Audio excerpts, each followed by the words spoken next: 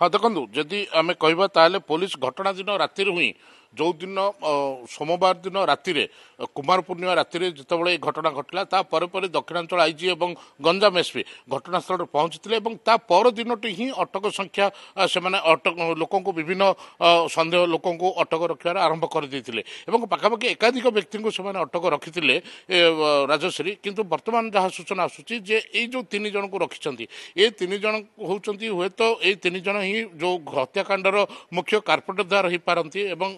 एमाने ही योजना करेंगे किंतु जो माने अपराध भिआई जो माने गुली करिसेंती से हुए तो ये तीन जन भितर नथिबे कारण पूर्व आम सन्देह करूँ एसपी जहाँ आमको सूचना दौले आम जो बैट नौलु जे ए बाहर राज्यर सार्प सुटर को नियोजित करते एक कथा को एसपी स्वीकार कर परोक्ष जदि देखा ताल पीतवास पंडा को निज घर पाखे हत्या करने ये कौन छोटिया घटना नुहे कारण पूरा राज्य में यह हईचई सृष्टि अन्य जदि देखा ताल हुए तो आम पाखे जहाँ सूचना आसी रही जे पुलिस को गोटे बड़ सुराग मिली बड़ क्लू मिली जहाँ आधार में पुलिस बर्तमान मुख्य अभियुक्त पाखे पहुंची पार जहाँ भी घटना पछर जो कहानी रही जो पर्दा पछर जो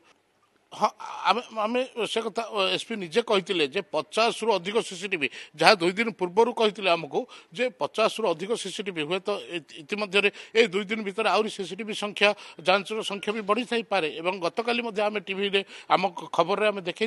जे पीतवास पंडा जो चांबर रही से चांबर से जाते बड़ बजार थाना को अर्थात चांबर रही एसएनटी रोड रे बड़ बजार थाना रही आस्का रोड रे एवं एसएनटी रोड रू आस्का रोड जाते आस्का रोड रू बड़ बजार थाना एगेन पुणी से आसी चैम्बर को चैम्बर पाखापाखि 15 रु 20 मिनिट से बसी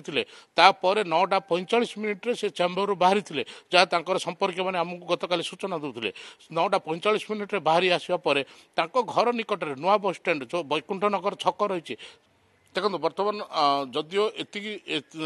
यही तथ्य मिली किंतु आम जदि कहीपर ताल पुलिस केवल जो सीसीटीवी जांच रे हुए तो ये जो 2 जन जो माने हत्याकांड भिआई से रेकी करुले कि से जदि हत्या कर घर पाख जगह कहीं चिन्हट कले कारण पीतवास पंडा ता पूर्व बहु जगह को जाइए तो से पाखे कहीं अन्य कौन स्थान कहीं हत्याकांड भिआइले ना ये सबको देखी सीसीटीवी हुए तो जांच करेंगे जे 2 जन पीतवास पंडा को पिछा करुँच कि कौ समय पिछा करुँच आगु पुणी से जगह को केवे आसी कि ये विभिन्न दिग को लेकिन पुलिस तदंत कर गोटे बड़ सूचना आम पाखे रही जे जो बाइक व्यवहार करते से बाइक रो नंबर कुआडे जाल नंबर थिला एवं अन्य कहार नंबर को से यूज करते विभिन्न समय से घटना घटेवा पर हुए तो आप जानते ब्रह्मपुर ठार मात्र 20-22 किलोमीटर गले जड़े राजनेता थिले जड़े आईनजीवी थिले पुणी क्रिमिनाल लॉयर थिले सी अन्य पक्ष जो देखा ताले बीजेपी गोटे जो खनि मंत्री पाख लोक थिले तेबे ये जो 3टी रही दिग ये 3टी दिग को लेकिन पुलिस खोलताड़ आरंभ करथिला एवं जो जमती आम पूर्वर घटना दिन ठार वर्तमान पर्यंत जार भी आम प्रतिक्रिया नौ समस्त गोटे कथा कहते जे पीतवास पंडा कई शत्रु नथिले पीतवास पंडा क्या सहित किए भी धमक दे नथिले एपरिक परिवार लोक कहते जदि केवे धमक गोटे आसी था जदि केवे किए थ्रेटनिंग दे था ताल पीतवास पंडा निहाती भाव से क्या कहते कि परिवार वर्ग को कहते कि निजर चालीचलन हूँ कि चिंता सी रही था कितु यह सब किसी भी परिलिखित हो नाला राजश्री जहाँकि गोटे बड़ समस्या सृष्टि कर पुलिस इन्वेस्टिगेशन कारण जड़े हस खुशी बुलूवा लोक जड़े सब लोक पाखे रोकवा लोक को हठात किए कहीं निर्मम भाव हत्या कर तो ये घटना जी चहल सृष्टि करथिला पुलिस से मुंड बथार कारण एवं पुलिस से चैलेंज सृष्टि करिछि जे प्रकृत में कारण कौन होता पारे एवं कहीं पीतवास पंडा को किए कहीं हत्या कले ए भितर जेहेतु खबर आसूची जे जड़े सीआईएसएफ जवान को अटक रखा एवं समेत 3 जन को अटक रखा तेज निहाती भाव आम कहीपर जे पुलिस किसी बाट आगे अपराधी जो मूल मुख्य अपराधी जी एवं मुख्य कार्पोरेटर किंगपिन जी ता पाखे पहुँचवा आ बेसी समय लगी न पारे देखु आम जो